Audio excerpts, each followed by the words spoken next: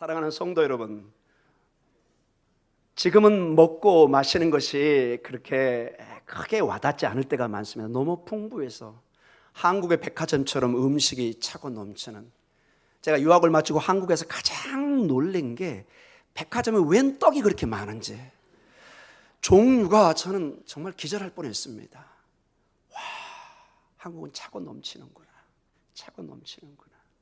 오늘 이 본문의 내용도 얼마나 중요한 내용이길래 마태, 마가, 누가, 요한복음 유일하게 예수님께서 기적을 행한 그 사건 중에 4개의 복음서에 공통적으로 기록된 기적의 말씀입니다. 매우 중요하다는 것입니다. 물론 다른 기적도 중요하죠. 그러나 이 오병이어로 5,000명을 먹인 이 사건은 매우 중요해서 오고 가는 모든 성도들이 꼭 기억하고 이 메시지를 이해하기를 하나님께서 의도하고 있다는 것을 분명히 알 수가 있습니다. 여러분 상상해 보십시오. 이제 6월절 명절이 다가오며 예수님의 소문이 퍼지기 시작합니다. 이미 이 6장쯤에 올 때는 이미 2장의 가나 혼인잔치에 포도주가 떨어졌을 때 물을 포도주로 변화시켜서 큰 센세이션, 사람들이 다 놀랍니다. 이런 일이 한 번도 있지 않았습니다. 그리고 3장 하반부로 가면은 왕의 신하의 아들이 병으로 막 뜨거운 열병으로 죽어갑니다. 주의 말씀에 낫기 시작합니다. 소문이 퍼지기 시작합니다. 그리고 결정적으로 5장에 와서 38년 된 병자가 베데스다 연못에서 38년, 그 말 자체가 불가능, 희망이 없다는 것입니다. 어떠한 방법으로도 지금까지 치료를 못 받은 것입니다. 그러나 주께서 임하여서 말씀 한마디로 일어나 걸으라, 그가 단번에 낫는 사건이 일어납니다. 아마 이거는 전체 술렁거리는 어떤 여파를 줬을 것입니다. 이 사람이 누군가, 이건 단순한 랍비도 아니고 정말로 특별한 하나님의 권능이 있구나. 이 소문이 일어난 가운데 예수님의 사역이 이제 갈릴리에 집중되며 그의 소문이 나서 갈릴리 호수 주변으로 다가오기 시작합니다. 오늘 그러한 가운데 수많은 무리가, 대충 5,000명이란 말은 그 당시에 숫자를 쓸 때 남자 중심입니다. 그러나 여러분, 우리 교회나 모든 우리 종교기관의 모임을 보면 남성보다 여성이 훨씬 비율이 높습니다. 그 당시도 어땠을까요? 동일합니다. 어떻게 보면 여성들이 훨씬 더 간절한 마음이 강한 것을 봅니다. 아이들, 여러분 이 말씀을 준비하다가 제가 어떻게 한번 연상을 해볼까 하다가 옛날 한 40년 전, 50년 전 여러분 어땠나요? 한 30년 전. 그 시골에 여러분 문화 혜택이 없을 때, 여러분 한 40년 전에 영화 들고 와가지고 이상한 영화 보여주면 온 동네 사람들이 나오고, 서커스 한번 그 장터에서 보여주면 그냥 오고, 그 약장수들 약할 때 그 서커스 하는 것도 보고 싶어가지고 구름대처럼 모였던 생각이 났습니다. 여러분 지금 이 당시에 예수님의 이 말씀에 5,000명 정도, 정확히 그래서 한 10,000명 정도, 어린아이와 여인들 합쳐 한 10,000명 정도라면 전체 갈릴리가 하나의 주입니다. 여러분 충청도, 경상도, 이렇게 강원도 하듯이 갈릴리는 큰 지역입니다. 전체적으로 인구가 예상에 약 한 20만에서 크게 잡으면 30만 정도. 그러나 갈릴리 호수 주변에는 여러 작은 도시들이 있는데 그 숫자가 15,000명, 20,000명 그 정도, 많지 않습니다. 10,000명 이상이 왔다는 것은 사실 전 가족이 전부 다 애들과 함께 그냥 바리바리 다 나온 것입니다. 그런 상태에서 이 본문을 여러분이 이해하시면 정확한 상황을 이해하실 것입니다. 자, 이러한 가운데 오늘 5절에, 저는 오늘 5절에서 7절 말씀을 중심으로 메시지를 전하기로 합니다. 우리 5절의 상황입니다. 같이 읽습니다. 예수께서 눈을 들어 큰 무리가 자기에게로 오는 것을 보시고 빌립에게 이르시되 우리가 어디서 떡을 사서 이 사람들을 먹이겠느냐 하시니. 아멘. 이 5절에는 2가지의 중요한 내용이 담겨 있습니다. 먼저 여러분 하루 종일 말씀을 전하면서 나오는 그 무리들, 여러분 지금이야 먹는 게 많지만 2000년 전에 무슨 먹는 게 그렇게 많았겠습니까?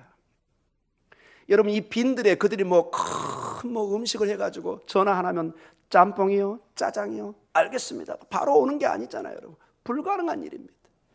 쫄쫄쫄 굶는 것입니다. 이 무리들 중에는 여러분 건강한 사람도 있었겠지만 병들고 상한 사람들, 지치고 고난 사람들, 로마의 압제 속에서 그 세금에 그 당시 로마는 거의 10의 한 4할 정도를 떼가 버렸습니다. 근데 얼마나 여러분 생활이 어렵고 그들의 그 메시아를 향한 그 강렬한 마음 속에 어떻게 하든지 어떤 방법과 해결 방안을 찾을 때 예수님이 나타난 것입니다. 그들에게 큰 무리들이 옵니다. 근데 5절에 특이한 단어가 나옵니다.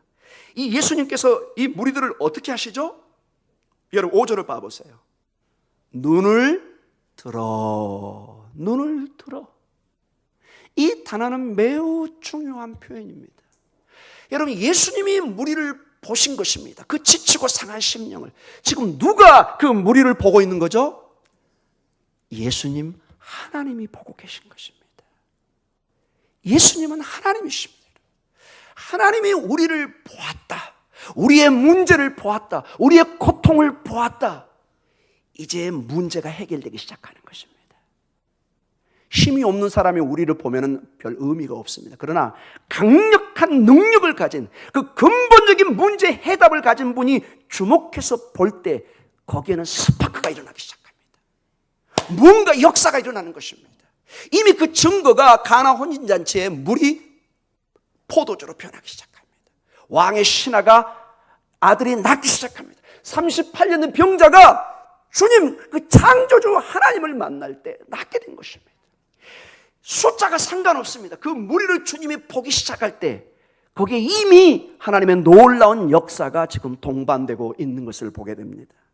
사랑하는 성도 여러분, 오늘 배고파 굶주린 사람들, 삶에 지치고 고통하고 있는 백성들, 노마제국 압제 속에서 신음하는 그들, 그 아픔과 고통을 지고 다가오는 모든 그 군중들의 그 심령까지도 우리 주님은 다 깨뚫고 보고 계십니다. 사랑하는 성도 여러분, 어떠한 마음과 자세로 이 자리에 앉아 계십니까? 주님이 여러분을 보고 계십니다. 주께서 눈을 들어 마치 2000년 전에 그 군중들을 보듯이, 예수님은 하나님이시기 때문에 5,000명, 5만 명, 500만 명, 5억 상관이 없습니다. 주님은 모든 자의 마음의 고통과 여러분의 기도의 제목을 주의 눈으로 보고 계신 걸 잊지 마시기 바랍니다. 우리의 고통을, 우리의 굶주림과 마음의 깊은 상처와 아픔을 외면하지 않으시고 하나님은 치료하기를 원하십니다. 고치시기를 원하십니다. 어루만져 주시기를 원하십니다. 여러분에게 기도의 제목이 있습니까? 주님 앞에 나오시면 됩니다. 주님을 만나면 됩니다. 그분이 해결입니다. 여러분 지금의 여러분의 인생에 여기 어르신들이 많습니다. 이미 여러분은 인생의 산전수전, 여러분 어떻게 보면 구단과 같습니다. 여러분은 인생을 살 만큼 사신 모든 걸 다 알고 계십니다. 대부분을. 그러나 여러분 아시지요? 우리의 힘으로, 우리의 능으로, 우리의 모든 것을 할 수 없는 우리의 한계, 우리의 연약함, 우리의 부족함, 아무리 우리가 권력 있고 힘 있고 물질 있고 건강이 있어도 한순간에 그것이 깨질 수 있다는 것을 우리는 너무나 잘 알고 있습니다. 아무리 내 힘으로 그걸 붙들려고 해도 안 되는 것입니다. 오직 하나님만이 붙들 수 있는 것입니다. 예수님이 답입니다. 예수님이 여러분의 답입니다. 오늘 이 자리에 와서 그 예수님의 그 사랑의 눈빛을 여러분 마주치셔야 됩니다. 여러분 기도 속에 주님, 저를 보고 계시는 주님, 저도 주를 보게 해 주시옵소서. 주님 저를 치료해 주십시오. 저를 회복시켜 주시옵소서. 성도님들, 이제 예배를 마치고 가면 세상의 유혹이 자꾸 세상은 자기들을 봐달라고 얘기합니다. 근심과 걱정이, 모든 문제가 이 시선을, 주님을 향한 시선을 방해합니다. 자꾸 굴절시킵니다. 그때마다 여러분 단호하게 선언하십시오. 예수의 이름으로 주님만을 바라보십시오. 믿음의 주여, 또 온전케 하시는 예수를 바라보자. 이게 히브리서 저자가 11장 1절에 우리에게 제시한 가장 중요한 말씀입니다. 우리의 눈을 예수님께 고정시킬 때 놀라운 기적의 역사가 하나님의 때에 여러분의 삶 속에 일어날 줄 믿습니다. 그리고 5절을 다시 한번 읽도록 하겠습니다. 우리 5절 다시 읽습니다. 같이 읽습니다. 예수께서 눈을 들어 큰 무리가 자기에게 오는 것을 보시고 빌립에게 이르시되 우리가 어디서 떡을 사서 이 사람들을 먹이겠느냐 하시니. 자, 특정 제자의 이름이 나옵니다. 누굴까요? 빌립입니다. 그 다음에 또 제자가 또 한 명 나오죠. 안드레입니다. 왜 여러분 여러 12제자가 있는데 특별히 빌립 그 다음에 나중에 안드레를 부를까요? 여기는 이유가 있습니다. 여러분 요한복음 1장 44절 여러분 나중에 보면은 요한복음 1장 44절에 빌립과 베드로와 안드레의 고향이 나옵니다. 한번 따라 볼까요? 벳세다입니다. 이 벳세다가 어디냐? 바로 이 갈릴리 호수의 북쪽 약간 오른쪽에 있습니다. 동쪽 쪽에. 즉 이 지금 예수님이 5천 명을 먹이시는 이 사건의 이 다른 성경에 빈들이라고 나와 있는 이 지역과 벳세다는 거의 같이 그 근처입니다. 그래서 여러분 빌립은 이 주변의 지역을 너무 잘 알고 있는 토백이에요. 누구보다도 이 지역 안드레와 빌립은 거기서 같이 뛰놀고 수영하고 놀던 손바닥 안에 다 모든 것이 보이는 여러분이 용왕산 그러면 여기서 30년 사신 분들은 거기 어디에 뭐가 있는 거 다 아십니다.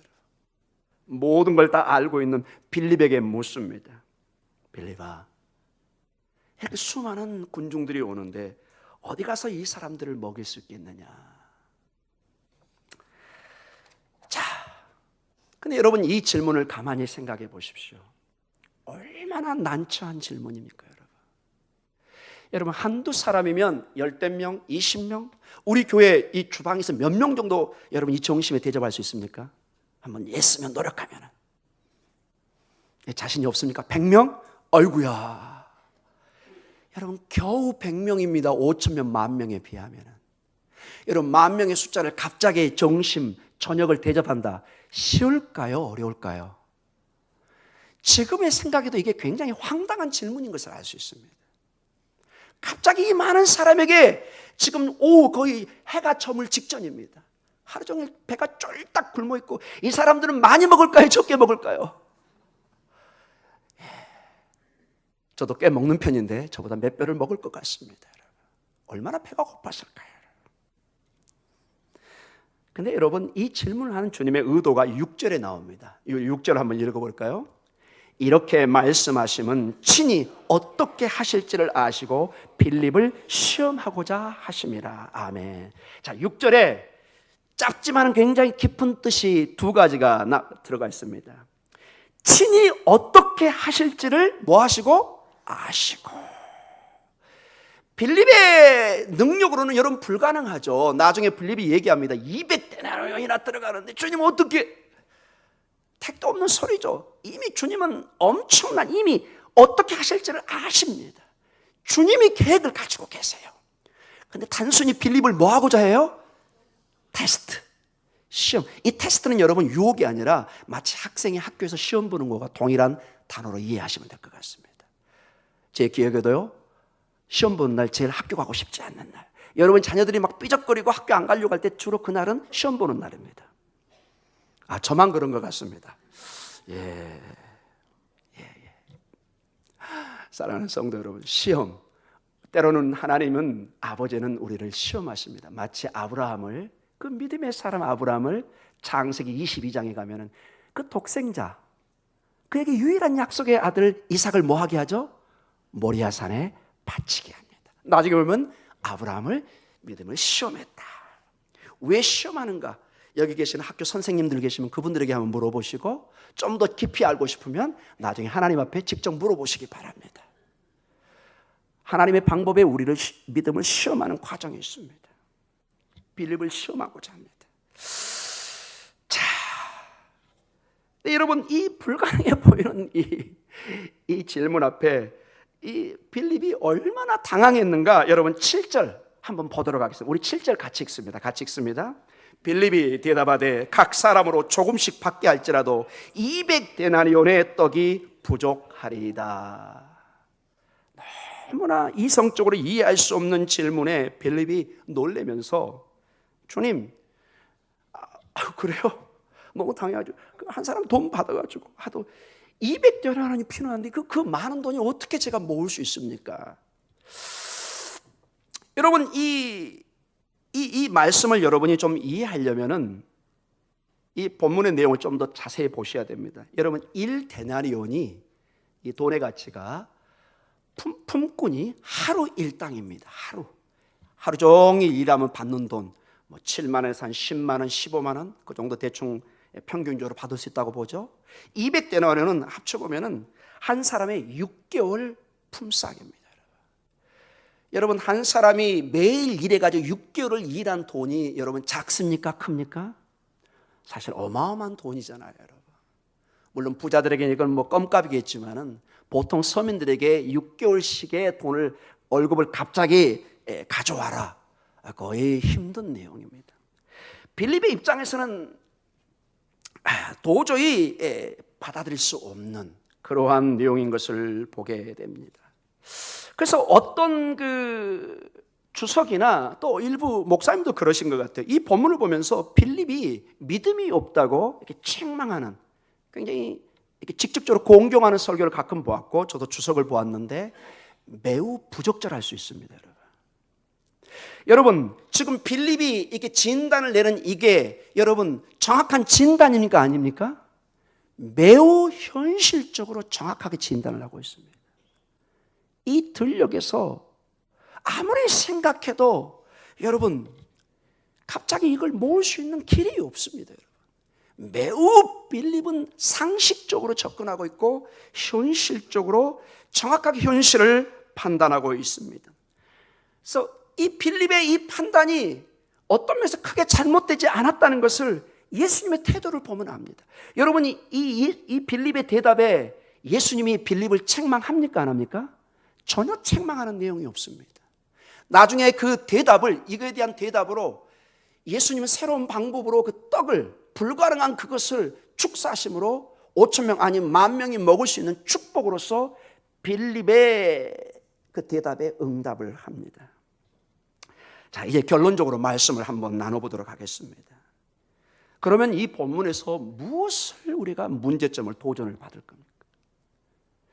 목사님은 지금 빌립이 정상적인 사람이고 상식적인 사람인데, 그러면 이 본문을 가지고 뭘 우리가 고민해야 됩니까? 무엇이 문제입니까? 여러분, 무엇이 문제로 보입니까? 그러면 지극히 정상적이고 상식적인 판단을 내리고 있는 이 빌립에게 우리는 어떤 신앙의 도전과 주님이 여기서 주시려고 하는 메시지가 무엇인지를 보도록 하겠습니다.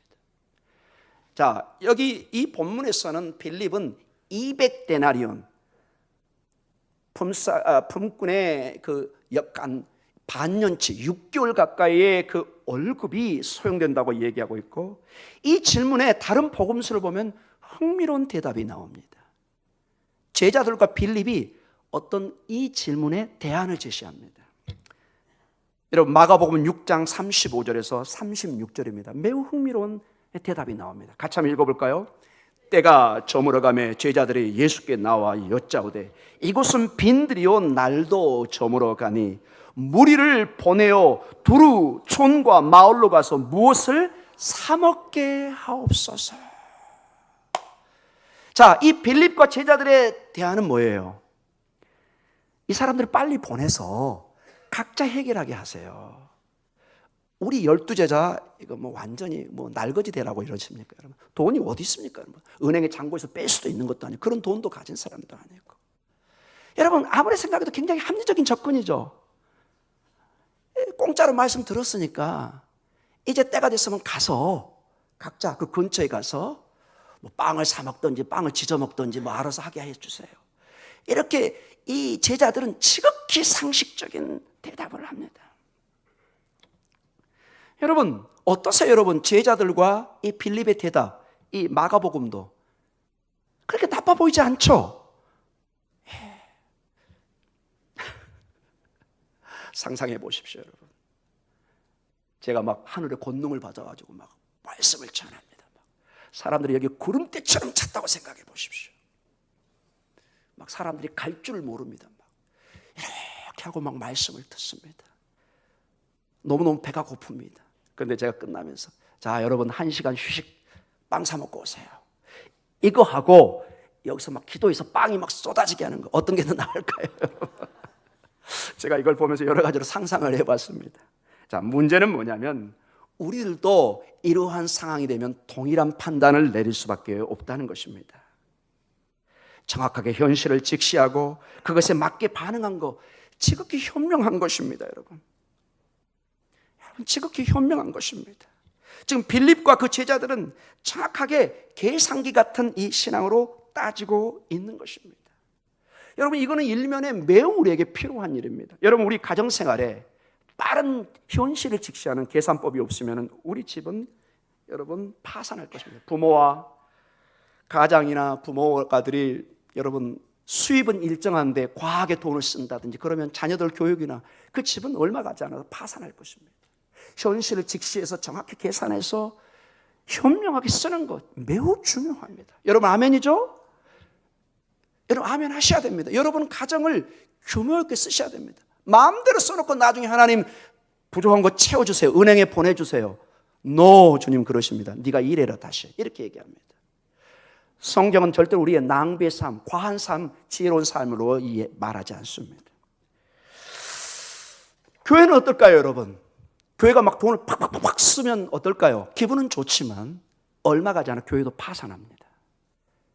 우리 당에도 있지만 교회는 최대한 기도를 해서 꼭 써야 될 것을, 그러나 꼭 근본적으로 쓸 때는 과하게 쓰겠지만 지혜를 모아서, 성도들이 지혜를 모아서 지혜롭게 써야 될 것입니다. 이 모든 것이 빌립과 그 제자들이 결코 틀린 행동이 아닌 지극히 현실적이고 우리와 같은 생각의 상식선에 다 맞아갑니다. 그러나 사랑하는 성도 여러분, 이제 예수님이 또 다른 영적인 문제를 제시합니다. 자, 제자들은 이 문제를 스스로 해결하기를 원합니다. 가서 알아서 사 먹게 해주세요. 예수님은 이 무리들을 어떻게 하기를 원하죠? 예수님이 해결하기를 원합니다. 예수님이 그 무리의 아픔과 고통을, 그 하루 종일 배가 고파서 아마 예수님이 설교하다가 여기서 꼬르륵 저기서 꼬르륵 꼬르륵 소리를 들었을 겁니다. 너무 그것이 안타까워. 예수님이 개혁 속에 분명히 그들을 축복하고 먹이 것을 가지고 있고 빌립을 테스트한 것입니다. 여러분, 이 빌립과 제자들이 한 가지 이제 지적사항이 나옵니다. 그게 뭘까요? 빌립의 가장 장점이자 단점은 뭐냐? 지극히 계산기적인 현실에 직시하는 믿음이라는 것입니다. 눈에 보이는 것만 판단합니다. 안 되는 거라고 그냥 잘라버립니다. 그러나 빌립과 제자들이 지금 무엇을 잊어버리고 있느냐? 그들의 앞에 누가 있는 것을 잊어버리고 있습니다. 예수님, 하나님이 계신 것입니다. 현실의 불가능을 가능으로 만드시고 모든 것을 희망과 소망으로 바꿀 수 있는 말씀 한마디면 물을 포도주로 변화시키고 38년 된 병자를 한순간에 낫게 하실 그 하나님이 계신 것을 순간적으로 잊어버리고 있는 것입니다. 그들은 이미 가나 혼인잔치의 기적을 체험했습니다. 벳사다 연못의 기적을 체험했습니다. 그러나 이 순간에 그들은 잊어버리고 있습니다. 이게 성도님 여러분과 저의 큰 극복해야 할 신앙의 문제입니다. 여러분 삶 개인적으로 만나면 여러분 수십 년의 수많은 기적을 체험했습니다. 여기저기 하나님의 은혜를 체험했습니다. 그러나 지금 당장 나에게 어려움이 현실적으로 계산하는 길을 두려워할 때, 막막할 때 우리는 절망합니다. 하나님이 어디 계십니까? 하나님, 내 형편으로 이걸 어떻게 이겨냅니까? 우리 교회 같이 조그만 교회가 무슨 하나님의 일을 할 수 있습니까? 당장 이렇게 나올 수밖에 없어요. 우리 가정의 형편을 봐보세요. 이런 어려움을 나는 이겨내지 못합니다. 하나님 어디 계십니까? 10년 전, 며칠 전 그 경험했던 하나님의 기적과 체험은 순간적으로 다 사라져버립니다. 여러분, 우리가 세상 사람과 이 대한다면 이 빌립의 계산기적 믿음은 정확히 상식적이고 옳은 신앙입니다. 그러나 오늘 이러한 불가능했던 이런 문제, 예수님이 우리를 보시고 질문했다는 것은 예수님은 뭘 가지고 있다고요? 해결점을 가지고 있습니다. 예수님이 여러분의 마음을 두드리고 기도하게 할 때는 주님이 답을 가지고 접근하는 것입니다. 여러분이 계산기로 두드리면 주님의 역사가 끝나는 것입니다. 여러분이 문을 닫고 있는 것입니다. 그들은 가나 혼인잔치에 물을 포도주로 변화시킨 예수님을 경험했는데 이 순간에 잊어버리고 있습니다. 왕의 신하의 아들 고치는 예수님을 보았는데 잊어버리고 있습니다. 베데스다 연못에서 38년은 병자를 낫게 하시는 모습을 보았는데 이 순간은 하나님의 능력이 없는 것처럼 그들이 말하고 있습니다. 5천 명을 어떻게 먹입니까? 주님이 계시잖아요. 하나님이 계시잖아요. 창조주 하나님이시잖아요. 요한복음 1장 1절에 태초에 말씀이 계시고 그 말씀은 하나님과 함께 하시며 말씀은 곧 하나님이셨더라.